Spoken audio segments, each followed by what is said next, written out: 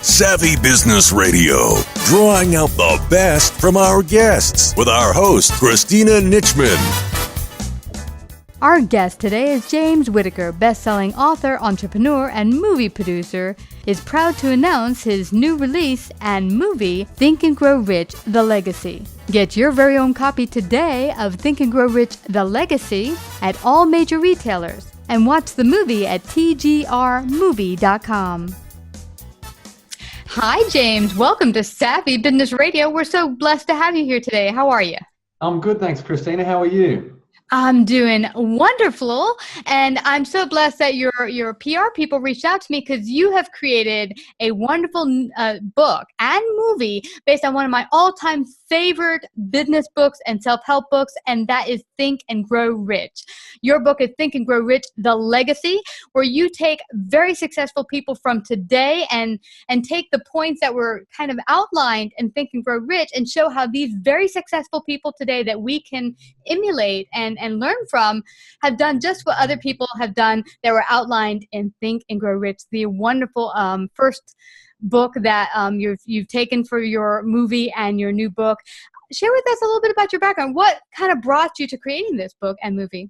Yeah, I've got a bit of an eclectic background, actually. So I spent 10 years back in financial planning in Australia in the corporate world, and then I moved to America after that. And for the last 5 years, I've been involved in a number of entrepreneurial ventures. But the background in financial planning really gave me an insight into just how powerful it can be for people to be very engaged with their personal finance, because the reality is that most people are not engaged with their personal finance at all. They're just very, very reactive and let things happen. And that's the way that people get into trouble. But over the last 5 years with the other ventures that I've been involved in, I've really understood the importance of getting your physical and your mental health back on track as well. So what I'm most passionate about now is helping people take ownership of their financial, physical, and mental health, because I think that's such an important combination. So when I had the opportunity to meet the filmmakers who were looking at bringing Think and Grow Rich to the big screen for the first time, was something that I was deeply passionate about. I understood their grandiose vision very, very quickly, and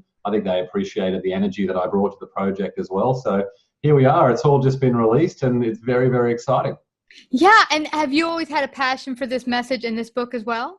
Yeah, I have actually. I grew up listening to a lot of Jim Rohn audio recordings as a kid, often just secondhand via what my parents were listening to, and it's amazing how much kids can actually pick up and remember. So I've always had a passion for wanting to help people and just help people think bigger than their circumstances, just think about what else is possible and give them resources and tools so they can develop that unwavering belief in themselves. And with the people that we've got in this book and this film, we've got people who are, have been hit by a truck and have gone on to extraordinary success. We've got people like Jim Stovall, who has been blind from the age of 17 and then has gone on to write 30 best-selling books. We've got people who have been affected by drugs for 10 years of their life. We've got so many different things, and one of the themes that I think, or that I hope people will start to get out of the book and the film, is that there is no valid excuse for permanent defeat. You really can at any time take control of your life.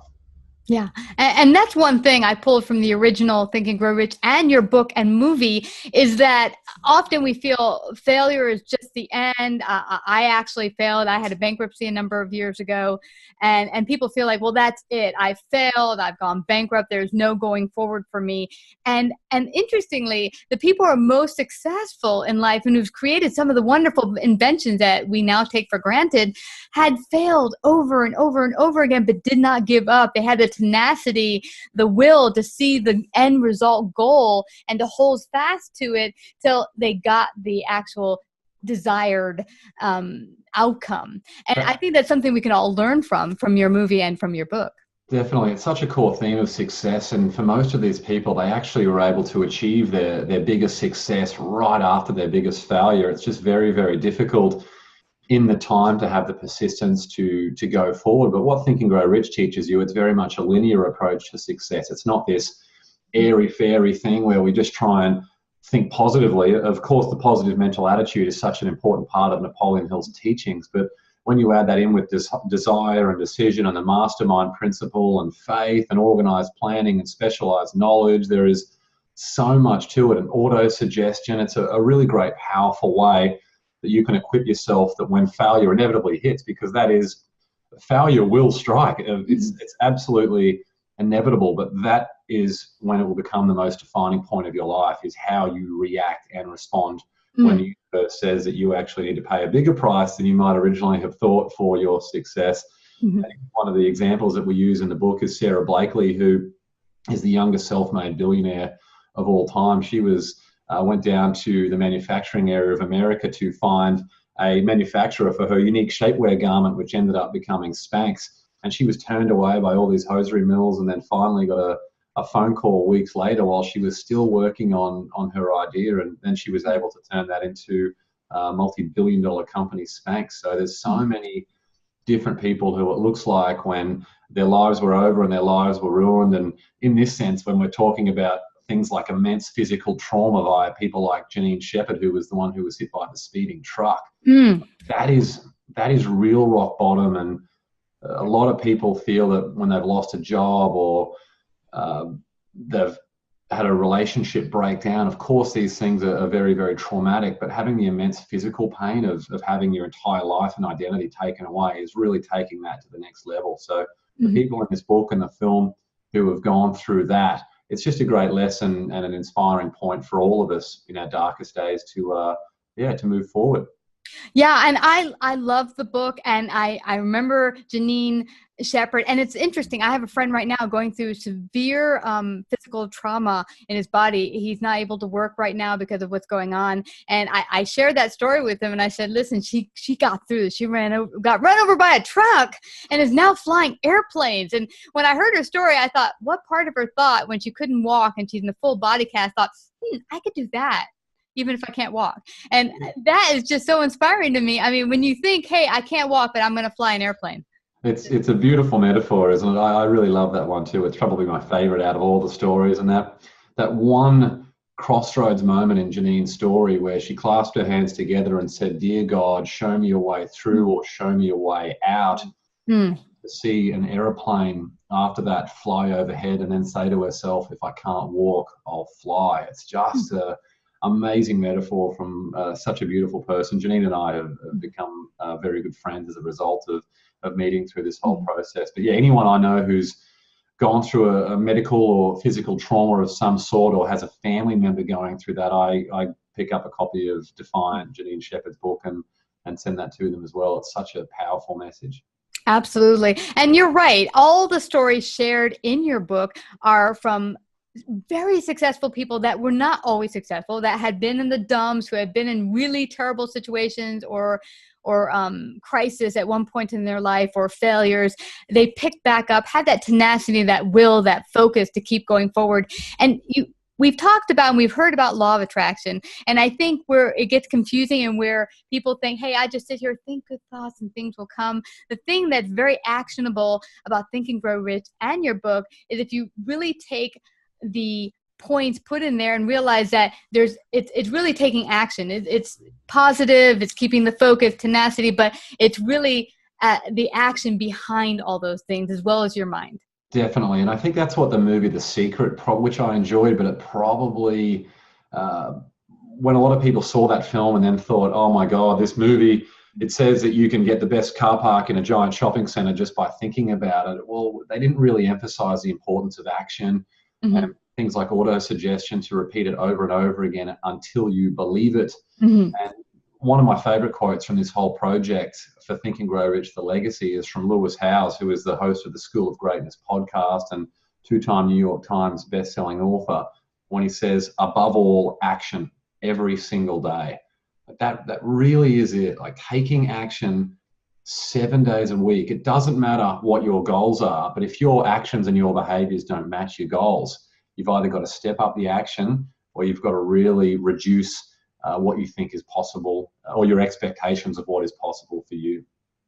And that's so interesting, James. And I think that's probably the biggest part of it that's hard for everyone, including myself at times in my life. I've told the story on the show before on Savvy, but I've always been really blessed with finding wonderful places to live that are great neighborhoods, really inexpensive apartments I can afford, but below often market value. And this particular apartment here in New York, I was looking and I said, I don't want to spend more than XYZ, which is below market value. But I said, it's going to happen. I want it. I went to 5 different agencies. Some just ripped up my application, said, you're wasting our time, get out. The last one I went to, I'm sitting in the chair and she's like, listen, I got other people to take care of. We're not going to be able to help you. This doesn't exist. I knew it had, because ever since my 20s, I've been finding wonderful places all through New York. And right when she was talking to me, the phone rang and it was an ad just coming in, a placement for this apartment for $200 less than my max. Believe it or not, $500 for this apartment, this studio apartment. And her mouth dropped. She, hung up and said, you're not going to believe this. An apartment just came in for $533. I said, yeah, I believe it. Let's go look at it. I mean, you could eat off the floor. It's a beautiful apartment, great neighborhood. But see, that's the part of the thing that we talk about. Action is not only having the belief that something in yourself or something about an action or situation is possible, but then taking the action and not letting anyone's doubt steer you off the end result. Yeah, and there's a story in the book by a man by the name of Blaine Bartlett, and his story is really fascinating as well. And he's not as much of a household name as maybe a Rob Dyrdek or a Barbara Cocoran, but he actually lost his wife. And he talks about when he went, and I don't even remember if I put this in the book or if it's something that he just told me during the interview, but when he went and he poured her ashes into the water, I think from memory it was in Hawaii, which was their favorite place, and the way that the water took the ashes, and it was how he felt about the spiritual force of the energy, about becoming one with the ocean, and how everything and every energy force does live on. But a big theme from his story is that miracles happen every day on the condition that you're open to them. And it is so powerful, because once you really open yourself up to what is possible, and I know that probably sounds very, very spiritual for a lot of other people, but when you are open to miracles, they do happen every day. They absolutely do. And they've happened so many times. I think what people think of miracles, though, is that they have to be like a lightning coming out of a bolt of lightning from heaven. And it's going to be super spectacular. And sometimes there are little blessings and miracles that we even take for granted.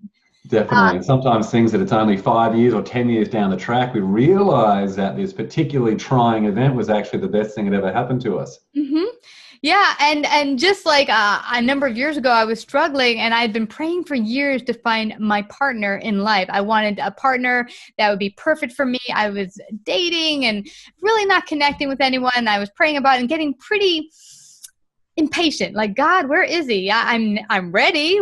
And my wonderful partner showed up 12 years ago now. We met through letters and he didn't even seem interested in me at first. And that's where what seems like misfortune, if you just were to wrap it up and keep going, you'll miss out on the wonderful opportunities.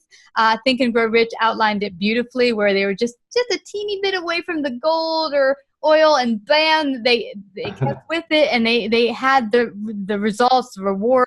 But it's like anything in life, sometimes just keep going with it just a little bit longer, and you'll actually meet the reward that's just behind what seems misfortune, or that you're not reaching the goal. Yeah, definitely. It's very, very true. And I think when adversity strikes, a lot of people, if not most people, allow it to occupy their mind in a negative way, and they start to go through life with a chip on their shoulder. Maybe it's a divorce or some type of medical diagnosis, whatever it is. And I'm not trying to say that those things aren't significant. They're very, very, very significant. But if you can remain positive through all that, put a great plan in place, make sure your environment around you is very positive and helping you achieve your goals, and you surround yourself with winners and people who believe in you and they know exactly where you're going and how they can help. That is such an important way, and really is the blueprint for how all these people have been able to achieve success sustained. Because another big thing I wanted to get across with Think and Grow Rich, the legacy, was that a lot of people overcomplicate it. It kills me when I see things on Facebook about people advertising, spend $10,000 for my course and I will teach you the secret to success, like all these complicated things. And there is no secret to success. It is doing the basics consistently.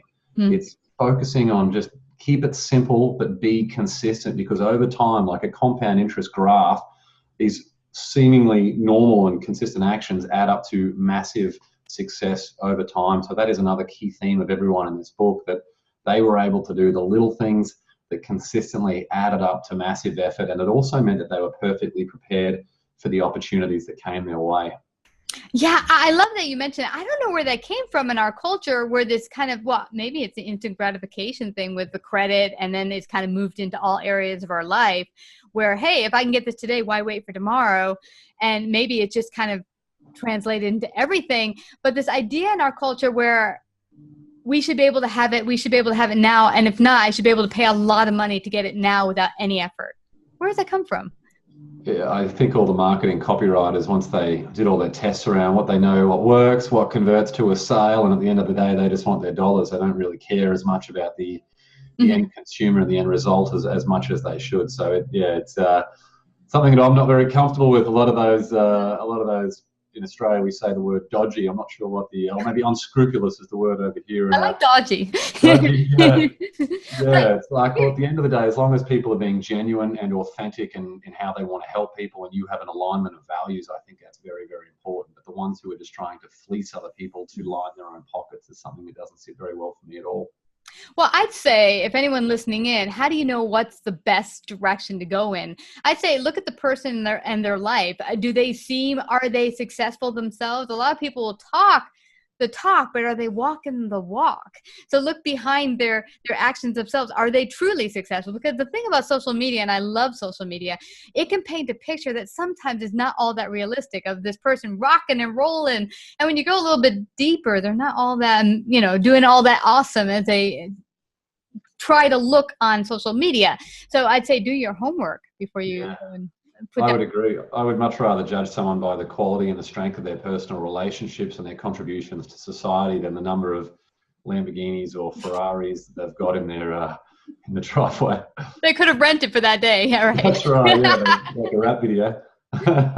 But you mentioned something very important, James, that your book covers, and also Think and Grow Rich, the original book, which is how important it is to have the environment and the right people around you that are success-minded people. We all have people around us who might be family or friends or well-meaning, but they're like, no, stay safe or stay in your job. Don't go reaching out to, start that new business or do whatever your venture is. Maybe if you've had a bad injury like Jeannine, no, you don't want to go try to fly a plane. They are well-meaning, but you have to go with that pull of your heart and hang out with people who have actually accomplished it or who are going to support you on your journey. Definitely. It's as a friend of mine, Tim Storey, said, it's like giving birth to your idea is finding out you're in a drive and passion of what you want to do. And you cannot expect anyone else to understand the feelings and the passion and the drive that you had. You can try as much as you can. I'm very big on getting people to complete goal sheets and then get people who are most important in their life, whether a spouse or a parent or a friend or a work colleague, to do the same sheet and then exchange. So you're instantly on the same page around what you want to achieve financially, professionally, what are your physical goals. And that way you really helps you hold each other accountable and you can support each other. But everyone wants to give advice. I think people need to be very, very careful around what advice they actually believe. If it's someone who has achieved the success that you want to achieve, then I think that person is in a great position to be able to do it. But even then, they may not have the situational awareness. So if someone wants to listen to their mum, like, I love my mum, she's the nicest person in the whole world, and she's probably listening to this right now, she might give me advice on something, but that doesn't mean she has the situational awareness on the best solution to the problem. And I love hearing her advice and getting her advice because she cares about me more than anyone else does on the planet, but that might necessarily be the thing that I need to hear right in that moment. And in Think and Grow Rich, the legacy, there's a man by the name of David Meltzer, who's a lovely guy. He's the CEO of Sports One Marketing and formerly the head of the Lee Steinberg Sports Agency, who's the real life Jerry Maguire.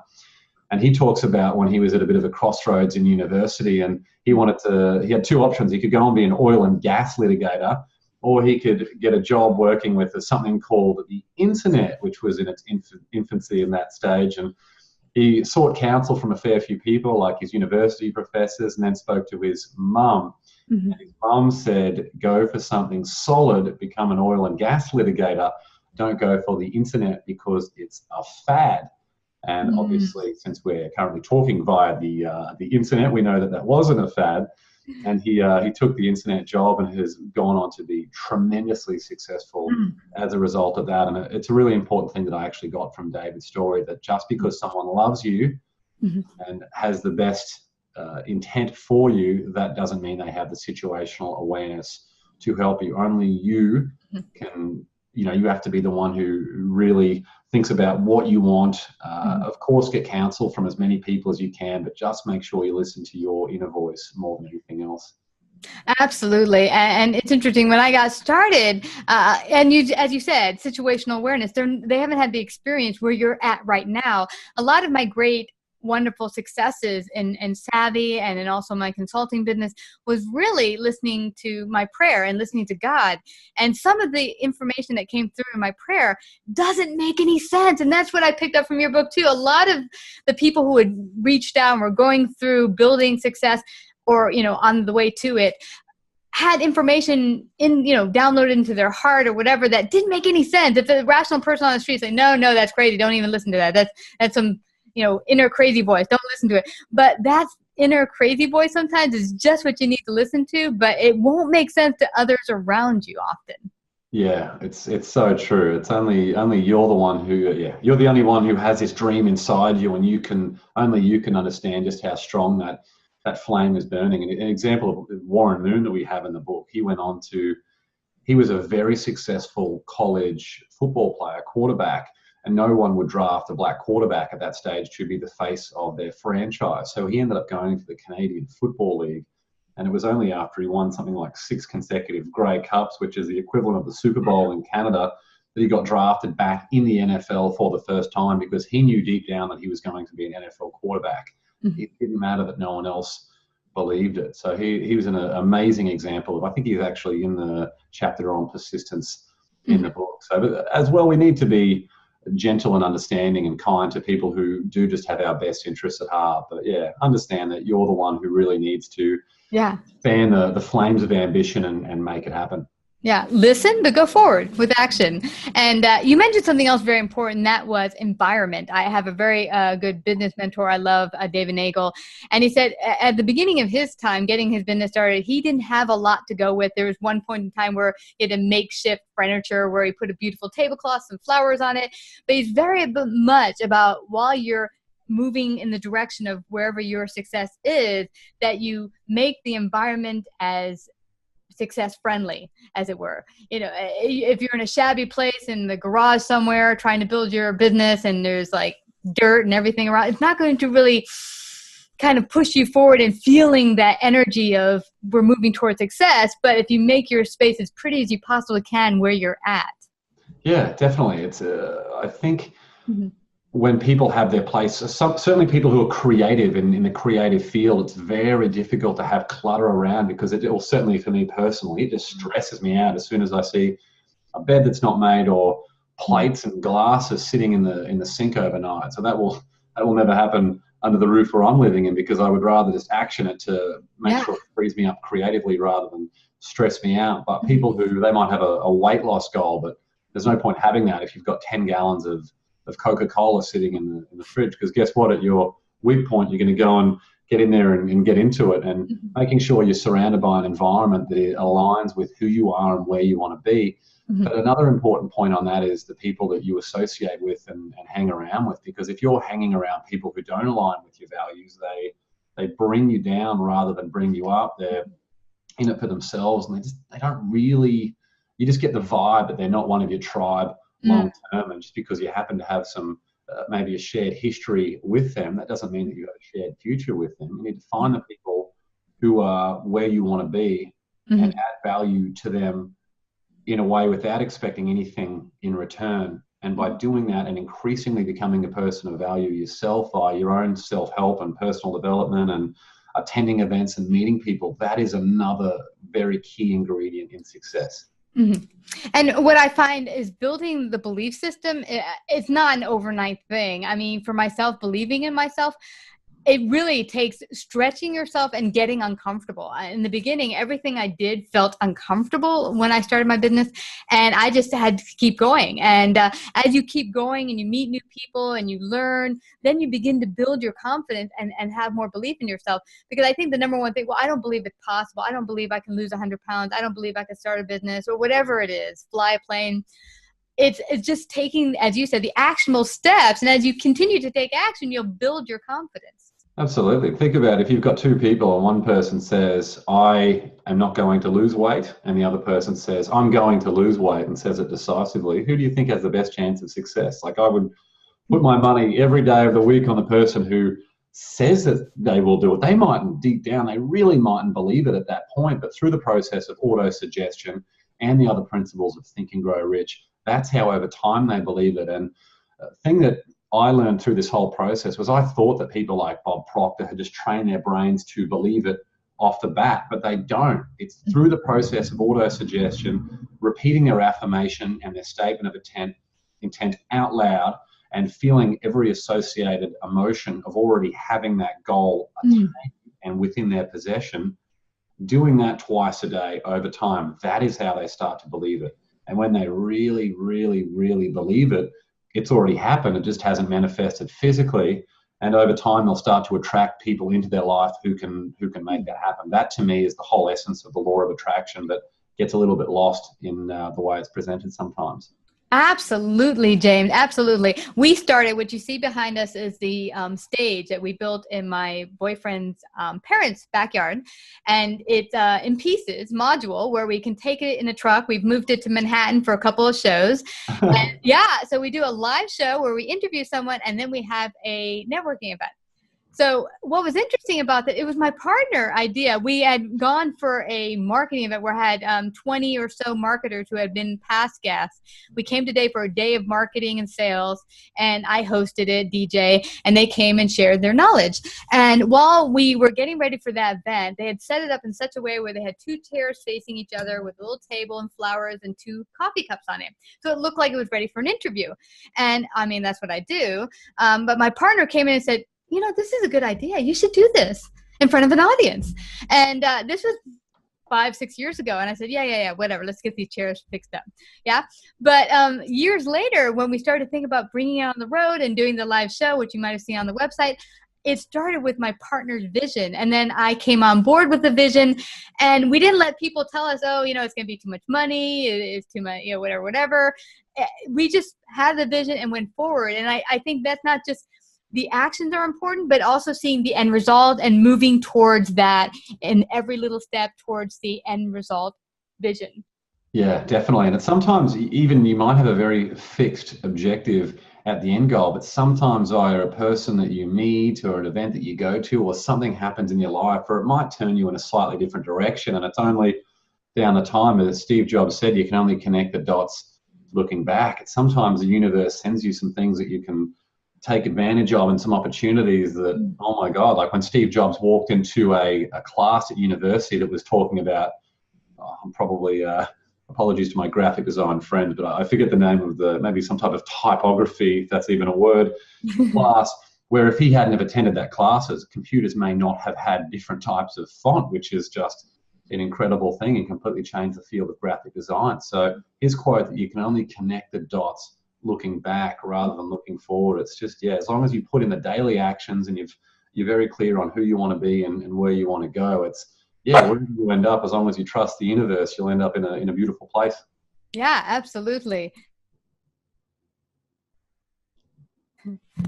Absolutely. And what I found for me as well is that if you trust the universe, and also, like I had studied music, and I'm not keeping on one post. We talked about how sometimes your life isn't one thing. You'll have one interest, another interest, and some people are like, well, pick something already. Go with that, go with something secure. But sometimes, as you said, later on, I studied voice, I studied dance, and I studied theater. You put them all together, and then now years later, you're like, okay, those were all things I needed for today, but you couldn't see it back when I was doing it. So true. It's funny, you're having all the voice training and things, but then you have an opportunity to start your own show, and it's like, oh, wow, well, I happen to have a very handy skill for this particular profession. So, yeah, it works out amazingly well sometimes without us even knowing it. Absolutely. Where can folks get your book and see the movie? Yeah, they can go to tgrmovie.com. The way we pronounce R's in Australia is difficult, so I've been called out in the past, but it's tgrmovie.com. They can grab a copy of the film, and the audiobook and everything is up there, as well as a whole heap of bonus footage. But if they just want to grab the book, it's on Amazon, Barnes & Noble, Google Play, Walmart. It's absolutely everywhere online. Think and Grow Rich, The Legacy. If they want to connect with me, they can go to my personal website, jameswitt.com, JamesWhitt.com. We've actually got a bonus chapter of the book up there on the website, available for free download. So that's the best place, and I'd like for everyone to reach out so I can hear more about their stories too. Absolutely, because this isn't just the people in the book. There's so many wonderful people, and I get that from the people who have come on Savvy over the years. There's so many people changing the world, using their great God-given talents and gifts to make a better world, and you've got that inside your heart, every single person listening in or watching this. So go out there, get the book, find your great talent and gift, and bring it to the world. It's been such a blessing, James. Thank you so much for coming to share your great talent and gifts today, and your book on Savvy Radio. Thank you for having me, Christina. Great to be here. Savvy Business Radio broadcasts worldwide via a large podcast network, celebrating business owners, entrepreneurs, influencers, and successful individuals. Find out about our paid sponsorship opportunities or how to become a guest. Call 732-474-7375 or email Christina@savvybusinessradio.com.